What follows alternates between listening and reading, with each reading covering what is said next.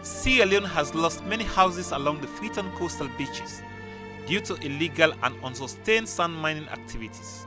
The practice has been ongoing for many years, despite effort by government to sensitize people to adopt a sustained sand mining practice. As part of Star TV Environmental Series, we are visiting affected communities to investigate and determine the impact of illegal sand mining activities in Laka and its environs. The team also weigh out how government officials have been working relentlessly in putting new measures in place to curb this illegal trade. Laka Beach was once an attractive center, a beautiful habitat for local and foreign nationals, but it's now a dream gone to the past and only be remembered by those who had experienced its beauty in those good old days. Those who had one time in the past resided in those attractive and beautiful vicinities had abandoned these pristine settlements as they are now debris created from the beautiful structures. With a distance of about 7 miles from the heart of the capital city of Freetown, in the deep west, lies the Laka community that is hosting more than 4,000 people. This community can no longer accommodate the people living along the beach because of harsh conditions generated by sand miners. Within the Laka settlement, there is the Sugarland community, the Bololo community, and the destroyed YMCA environment. More than 70 heavy-duty trucks visit these communities to collect sand, with each coming more than 7 times per day. This depends on the demand for sand they are getting from their clients. The community is busy, and most family heads are also busy with sand activities. Most of the families have removed their belongings and have relocated to other environmentally friendly settlements as they can no longer resist the conditions here. As you can see, the aftermath of the unfavorable sand mining is clear. At the Laka Beach, many structures have been demolished by water and erosion. Stones that were dressed with sand can now be visibly seen everywhere. The more sand is stripped from this community, the greater the effect, including other surroundings, which is causing environmental destruction to settlements and makeshift structures. Previously, sand mining licenses were issued by the Ministry of Lands, Country Planning and the Environment, but the Local Government Act of 2004 has delegated this responsibility to the Western Area Rural District Council. The council gives out license and clearance to sand miners on a daily basis, but has failed to put regulations in place to ensure that the environment is protected and no impact is caused on the peninsular coast. Problems that occurred in sand mining communities are not treated with the seriousness it requires. Unfortunately, the neglect is heaped on central government for not taking action against those destroying the environment. They should endeavor to see that this sand mining is being stopped at Sugarland and even Hamilton.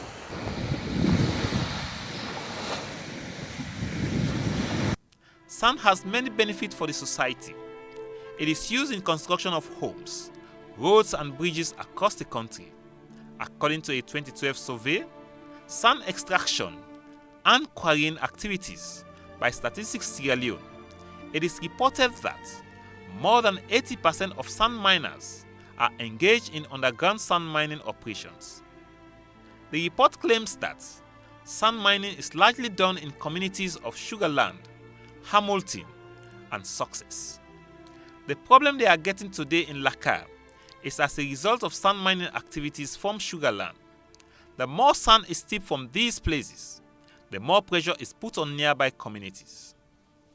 The Sierra Leone community depend on the sand to build houses, roads, bridges, and other habitable structures. But measures should be put in place and miners be cautioned. There are fresh marks showing recent sand mining activities on the beach, either by members of the various communities or intruders who claim to be locally resident in those localities.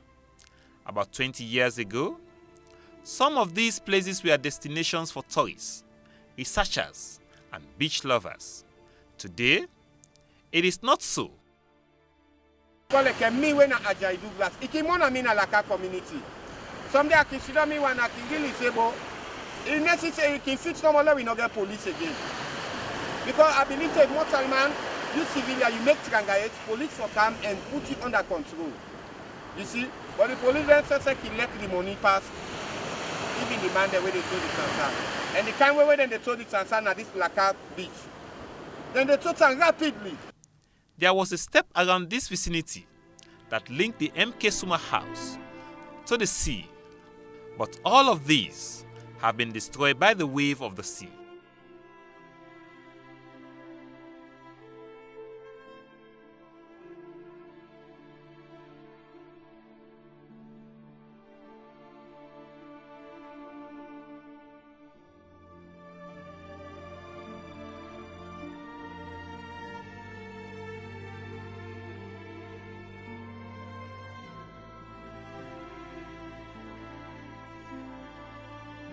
Few years back, these coconut trees were contributing to the attractive nature of the beach. As you can see, all of them have tasted the power of the hitting waves in the banks. This one here is expected to fall down anytime. When my producer, Ishmael Kindama Dumbuya, made a visit here in 2012, there were contractors struggling to erect a fence on this place. In less than 3 years today, there is a new story to explain. The fence and embankment that worth millions of leones have all been destroyed. This is the power of nature, destroying houses and settlements at its mercy. As it is, no amount of money can prevent it from doing this. The only solution may be changing the way the beaches are handled. Unsustainable sand mining must stop to avoid the devastating consequences it will pose to communities. This collapsed building used to be a swimming pool. Constructing it and the house had cost a lot of money by the owner. Its embankment was thick, but its thickness cannot withstand the forces of nature when it wants to expatiate its qualities. Livelihood is a major reason why many people are involved into this kind of business. Most of the youths involved in sand mining, when contacted, explain that it provides them with jobs.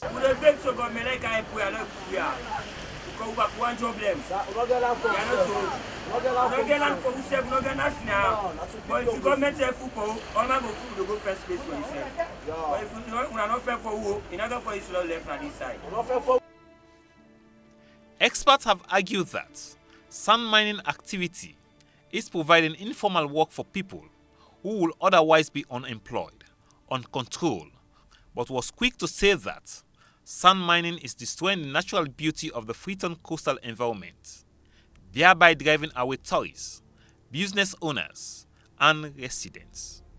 Jane Aspen Gbandewa is a beaches tourist based in Sierra Leone.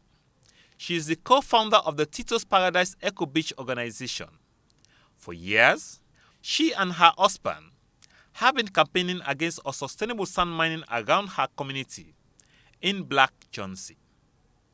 She speaks of what normally comes into her mind when lots of trucks go in for sand in the beaches.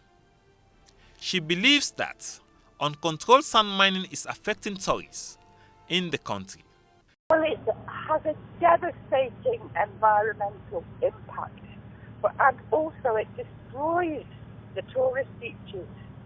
I'm looking out now at Big Water Beach, and Big Water Beach is prohibited to the lorries, but still they come. Well, sand mining, in any event, is a very short life income for the communities that are relying on it, because once the sun's gone, there's nothing left. But tourism is quite sustainable. It's quite a sustainable industry, and it can be passed on for generations. If you have a good tourist industry, a good tourist business, it can be passed on to your children and your children's children to develop and to continue. Together with some stakeholders, Madam Jane stressed the need for sustainability in sand mining. But this is not the case for most sand miners. They believe tourism cannot generate income for them than collecting sand in the beach. When they talk about tourism not ever go make money like a sand for people there. Because what you do, the number of people there where then lorry they employ. One this lorry, if you go down to that beach day for one trip, so it depends at the gate, it depends on the village then each put them how they load up. If you go one time at 20,000 they pay. Some 40,000. So if you go 5 times, just imagine. So if the people there, they sit down, they don't make their own place. I think that the government like us for the community.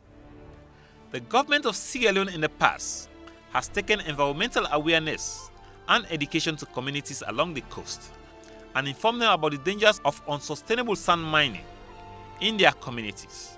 Mr. Kama is a government officer working for Environment Protection Agency Sierra Leone. They have been sensitizing people for long to adapt to sustainable sand mining practice. He commented on the consequences communities will face if there are no regulations on sand mining. And this is this is the thing I can't understand. And we've had several sensitization sessions with these communities. And in the middle of the discussion, they will tell you outright, they say, oh yes, we know. In fact, there was a house there, that house was broken by the waves there. And they know it. They know it. But again, they will come and tell you, Mr. Kama, we know what you're saying is correct. But how are we going to live? Mr. Kama believes that sand is a source of livelihood for many people and communities in the country, but that should not be a stepping stone to destroy the environment and be unable to care for future generations. Of course, there is some of these resources, not that, this is when we talk about sustainable management, this is exactly what I'm talking about. You don't want to deplete everything today and the next day your children don't have it. No, we can't do that. And environment is not against development, and people have to understand that. Environment is to ensure that development takes place in a sustainable manner. Even though the EPA is working towards protecting the beaches, there is presently no regulation on sand mining in the country. Mr. Kamal believes that if there are strong regulations backed by enforcement, they will be able to protect the beaches and lawlessness will not strive towards unsustainable sand mining. And once the legislation is put in place, it is passed in Parliament, and that's it. We'll go after anybody that violates those legislations. The issue of livelihood and survival is a major problem in protecting Sierra Leone natural resources, including the sand. There is always an argument of where to get survival in the midst of low rate of employment in the country. Few months ago, the chairman of the tipper ground at Levuma, Ibrahim Kanu, denied claims of carrying uncontrolled sand mining in the beach. He said they are only mining on specified days at John Obey and Hamilton.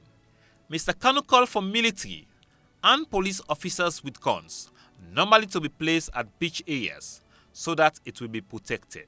When I put securities in a particular place, I want to say, they're not for Texas. I'm not see if they go Texas.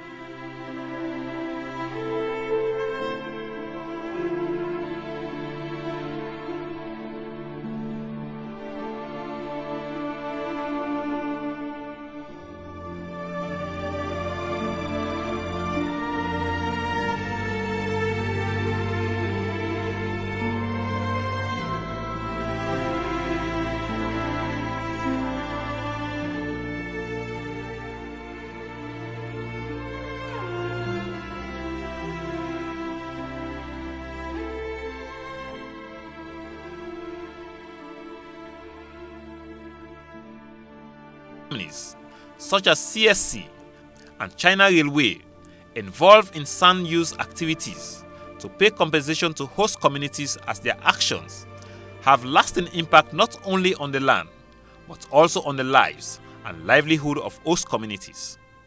Government authorities should ensure that no one is allowed to construct a house along the beaches. The Ministry of Lands, Country Planning and the Environment refused us an interview to comment on the situation. Sand has been used for decades of years since the development process started in Sierra Leone. It is used by building contractors to construct houses and office buildings, as well as roads.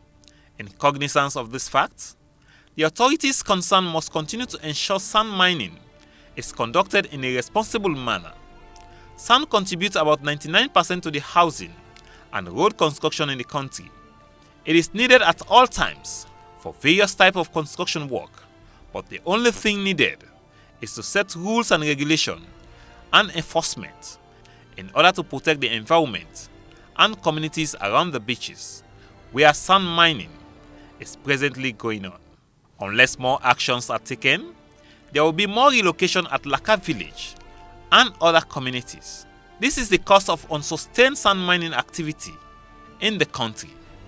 Unless more drastic action are taken by government officials, Sierra Leoneans can still continue to face the impact of the carelessness of the few. Sand mining is a lucrative business in these communities. It is from it most of them get their daily survival. Having to stop people from doing this type of business without alternatives will really take time and effort to achieve.